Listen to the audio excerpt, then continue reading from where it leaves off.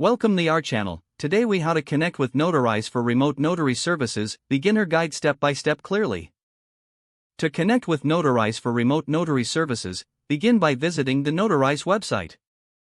Look for the option to create an account. Click on the Sign Up button. Fill in your personal details as requested. Provide a valid email address and create a password. Confirm your email address by checking your inbox for a verification email. Once verified, log in to your new account. Explore the user dashboard to familiarize yourself with the layout. To find a notary, navigate to the Remote Notary section. Select the type of document you need notarized.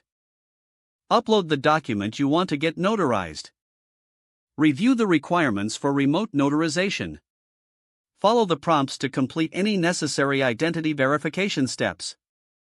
Be prepared to provide valid identification during this process. Once your identity is verified, a notary will be assigned to you. You will be prompted to enter a meeting with the assigned notary. During the meeting, present your document and identification to the notary. The notary will guide you through the signing process. After completion, you will receive a copy of the notarized document via email. Feel free to reach out to Notarize support if you encounter any issues.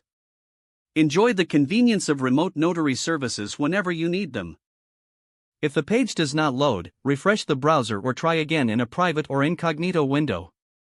Make sure you are using the correct email address, then retype it carefully to avoid small typos. If your password is not accepted, use the reset option and create a new strong password you can remember. Check your spam folder for verification or security emails, then complete any requested confirmation steps. Enable two-factor authentication if available to improve account security and reduce unauthorized access risk.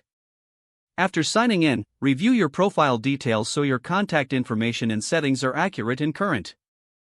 If you see an error message, note it down and try again after restarting your device and internet connection. Don't forget to like this video and subscribe to our channel for more step-by-step tech guides.